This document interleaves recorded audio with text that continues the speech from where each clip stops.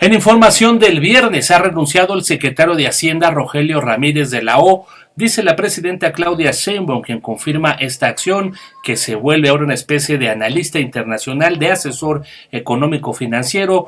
Toma el cargo Edgar Amador Zamora, lo confirmó a través de sus redes sociales la presidenta Claudia Sheinbaum. Bueno, estamos viendo aquí la imagen de lo que dijo en sus redes sociales. Es lo que comenta la mandataria ahí en Palacio Nacional.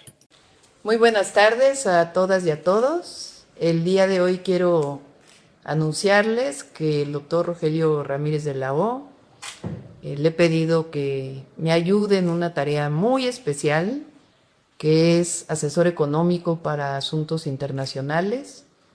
Es una tarea fundamental, particularmente por la relación que tenemos con Estados Unidos.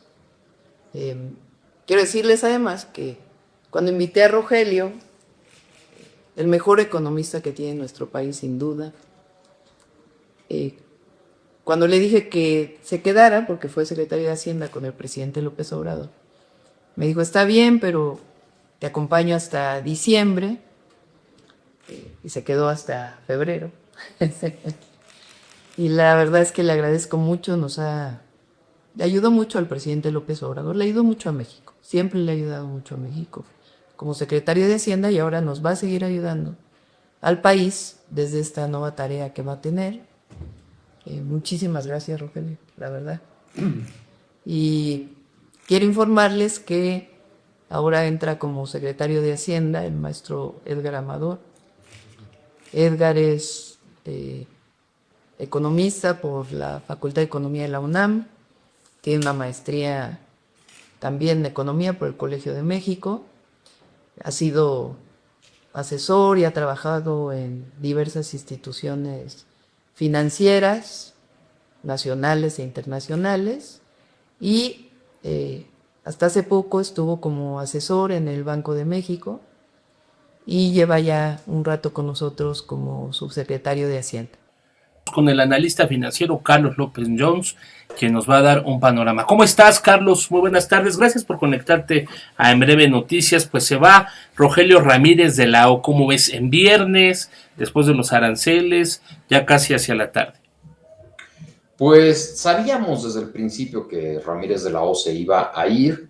Lo que no sabíamos era cuándo. Yo estimaba que una vez que se confirmara la recesión actual, pues sería cuando se diera a conocer esa noticia, como para decir que la recesión no había sido culpa de la señora Sheinbaum, sino del señor López Obrador. Pero bueno, pues se vaya Ramírez de la O, un legado pues lamentable, por decirlo menos, durante su gestión. Bueno, tú como analista financiero, pues cómo deja estos primeros, me parece que son 160, 170 días de la administración nueva de Claudia Sheinbaum. Él viene, como dices, de una continuación. Ya había anunciado que se iba entrando el año, pero en estos momentos tan cruciales, cuando estamos viendo la relación casi rota con Estados Unidos, en este amago de que si los aranceles van, que no van, que sí van, que llega o no llega el nearshoring. Pues mira, yo te diría que la labor del secretario de Hacienda Ramírez de la O empezó antes, en noviembre del año pasado, cuando presentaron los criterios de política económica para 2025. Es decir, él hizo el paquete que en este momento se está llevando a cabo. Hay que recordar que Ramírez de la O fue el que permitió que el país se endeudara en 2 billones de pesos adicionales en 2024. Ese es un crecimiento histórico, nunca habíamos tenido una deuda tan alta para un solo año. Fue a petición del presidente López Obrador, quien pues necesitaba dinero para el año electoral 2024, ¿no?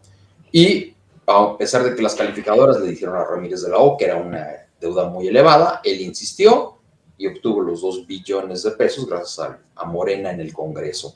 ¿Cuál fue la situación después? Bueno, pues que en 2025 hubo que recortar esa deuda a 1.3 billones de pesos, pero el costo financiero de la deuda anterior ya es de 1.6 billones de pesos, entonces faltan 300 mil millones de pesos que en este momento se están recortando a educación, a salud, a ciencia, a seguridad, etcétera, etcétera. Entonces un menor gasto del gobierno pues provoca una recesión en el país producto de esta situación.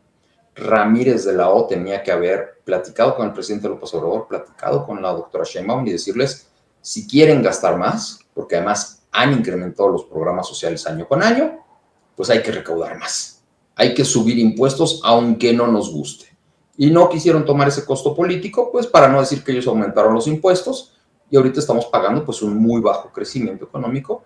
Ya Banco de México dice que será de 0,8, yo lo estoy viendo pues en 0%, aún sin aranceles. Ya si nos ponen aranceles, bueno, pues será una caída mucho mayor la que tendremos en los próximos meses de este año. Es lo que decía Banamex ayer, ayer o antier me parece, crecimiento nulo a pesar de que se cancelen los aranceles, están proyectando ya una tasa de crecimiento cero por lo complicado, por la desaceleración que vienen también en otras partes.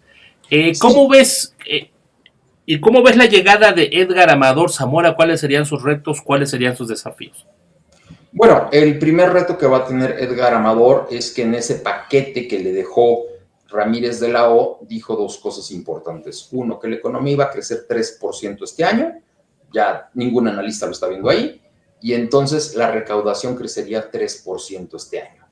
Pues eso tampoco va a suceder, porque si la economía no crece, la recaudación no crece. Entonces, Edgar lo primero que tiene que hacer es ir pensando qué puede recortar en el presupuesto en los próximos meses, porque en este discurso que da junto con la presidenta Sheinbaum, se compromete a tener finanzas sanas, esto es, que el gasto no va a ser mayor a lo ya previsto o que no pedirá más deuda adicional, ¿no? Ese es el primer paso. El segundo paso es, tiene que hablar con las calificadoras para tratar de que no nos bajen la calificación, porque como hicimos cuentas alegres en 2024, el señor Ramírez de la O, que ya se va, pues ahora esas cuentas alegres eran para evitar que nos bajaran la calificación.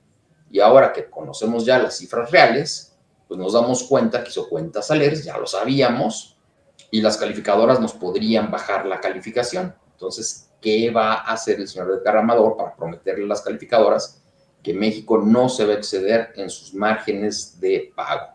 En este momento, como te platicaba, más o menos la recaudación anda en 4.85 billones de pesos y ya el costo financiero es de 1.6 billones de pesos. De cada peso que recauda el gobierno mexicano en IVA, en IEPS, en ISR, 30 centavos ya se están yendo al pago de la deuda. Entonces las calificadoras dicen aguas. Endeudadísimos, ¿no?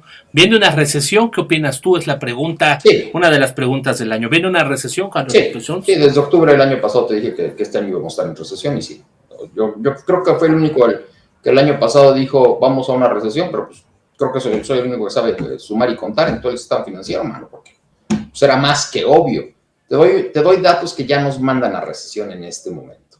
En 2019, último año en recesión, en el IMSS se crearon 239,000 empleos. La última cifra de febrero es que en los últimos 12 meses se han creado 180,000. Entonces, ya tan solo por tema de consumo, que es el mayor ingrediente del PIB, ya estamos en recesión en este momento.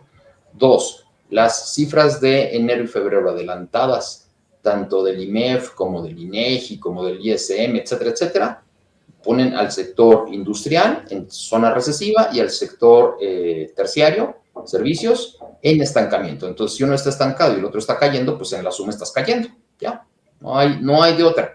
Y hay que recordar, eso es muy importante para el auditorio, que una recesión es cuando sumas 2 trimestres consecutivos en caída. Y ya tuvimos un primer trimestre consecutivo con negativo, que fue el último trimestre del año pasado, el primero de Claudia Sheinbaum, menos 0,6, y probablemente vamos a andar en menos 0,8, menos 0,9 para el primer trimestre de este año, dadas lo que ya conocemos en este momento. Y eso es producto no de Trump, de muy malas decisiones que ha tomado este gobierno, básicamente la reforma al Poder Judicial y por otro lado haber desaparecido los órganos constitucionales que permitían o que le daban certeza jurídica a los inversionistas nacionales y extranjeros para invertir en México. No hay certeza, no hay inversiones.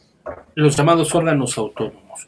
Pues muchas gracias, Carlos López Jones, director de tendencias.com.mx. Es un rockstar de las finanzas, búsquelo en Twitter, bueno, en X, búsquelo en X y por supuesto léalo en tendencias.com.mx. Un abrazo fuerte, Carlos, muchas gracias. Gracias a ti, Manuel, a tus órdenes.